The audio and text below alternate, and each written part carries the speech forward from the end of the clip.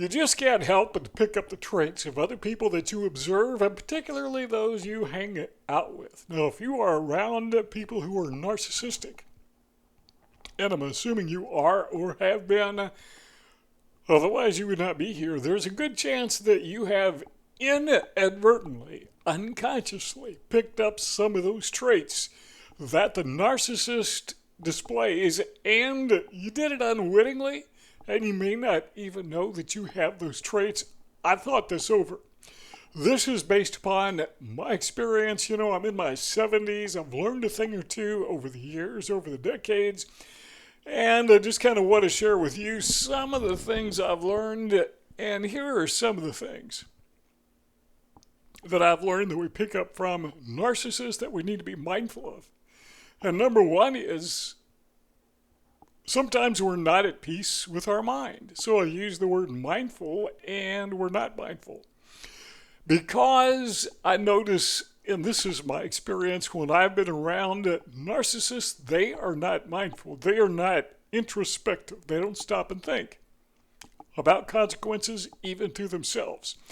Their sole focus, they have this laser-like focus that is on feeding their ego, that is their addiction.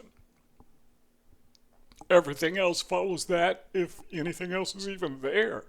So they're not mindful. And if we hang out with narcissists and that personality trait begins to rub off on us, we absorb it, and we may not even know that, hey, we're not being mindful, we're not being introspective. That is to say, we're not really thinking. And by the way, if I make a mistake in a video, stumble over my words or whatever, I very seldom go back and correct it unless it's a major blunder, and then I usually just start over. The reason being, I like to have a conversation. And when you're having a conversation with somebody, you can't go back and edit out things that you say when you misspeak. And I'm talking about mispronouncing words or whatever. Number two is narcissists tend to embrace fanciful expectations. Every narcissist I've ever been really close to, and some people have narcissistic traits, and maybe they don't do this, but there have been a few that I've really been entangled with because I thought they were good friends. They weren't.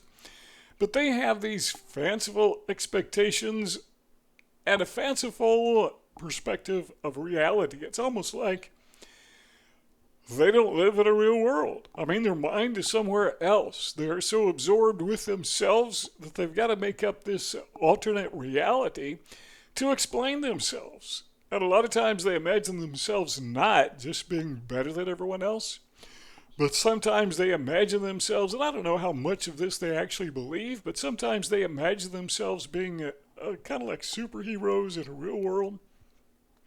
I've mentioned this in other videos, but a lot of times, particularly romance scammers, they will come across with some story about how they were with some secret organization.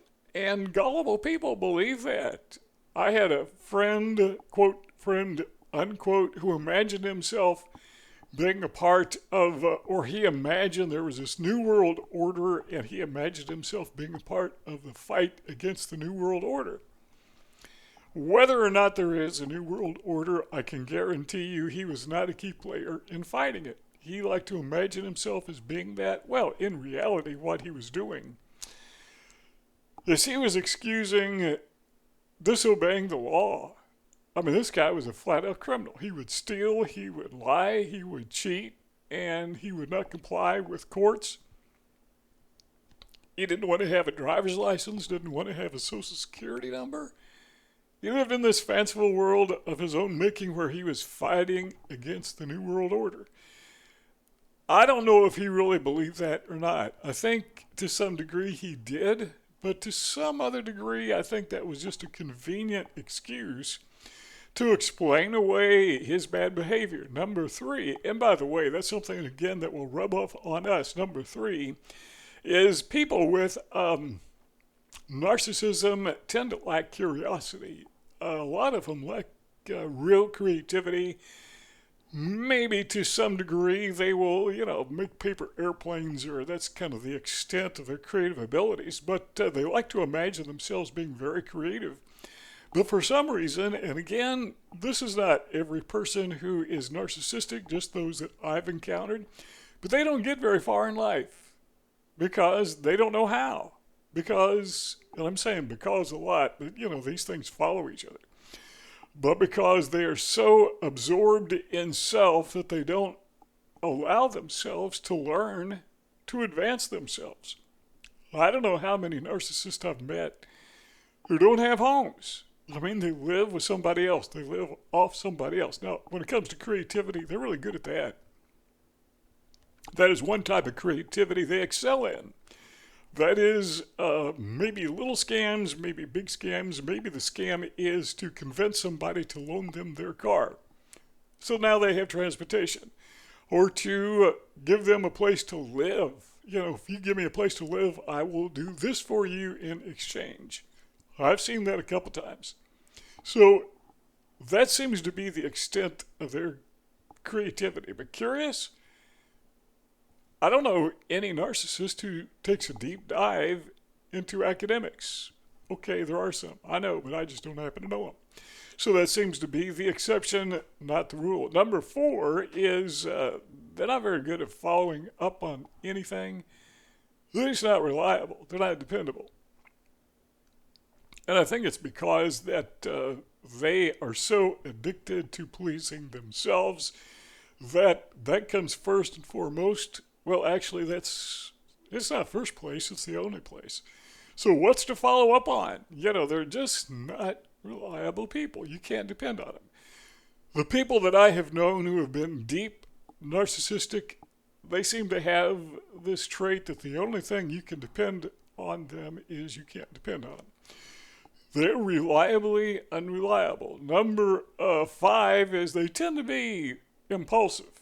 I say tend to be, again, this is based on my life experience. I'm in my 70s. I've learned a thing or two, sharing with you what I've learned. The world is my laboratory. I pay attention. I share with you some of those things that I picked up on, and these people tend to be impulsive. They don't think through things. Other than they think about how is this going to benefit me immediately.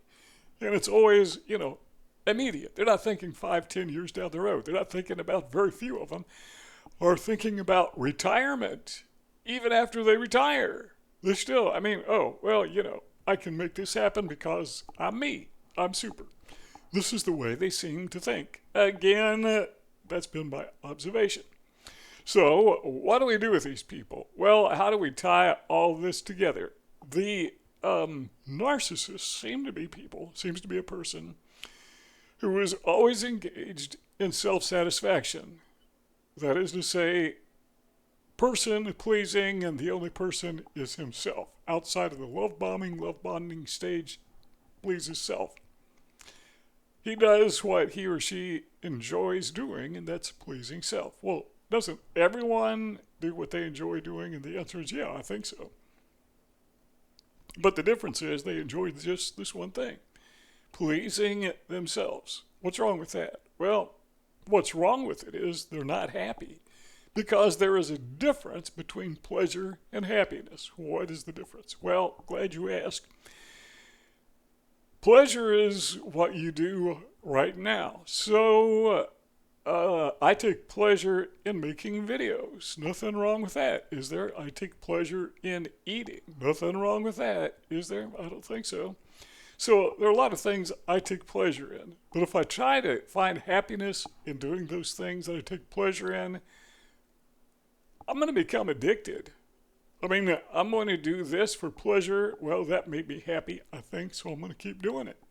Next thing you know, I weigh 300 pounds because I won't quit eating. Because I think that gives me happiness. I don't have this capacity to distinguish the difference between enjoying food and confusing that joy or that enjoyment with happiness. What makes me happy is being in shape. What gives me joy, makes me things that are enjoyable, among those is eating. I see the difference. I got to stop. I enjoy making videos, but if this is all I do, I'm not going to get much done. Who's going to mow the grass? Who's going to take care of the house? Who's going to buy the groceries? I guess my wife could, but who's gonna work? Who's gonna earn the income? And by the way, I don't make much money on these videos. Maybe someday if this channel ever takes off, and so far it hasn't.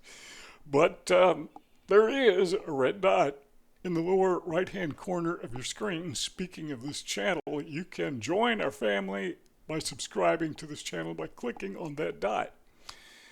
There is a rectangle lower left-hand corner. If you want to keep watching, we got a zillion videos going way back when. You can keep on watching.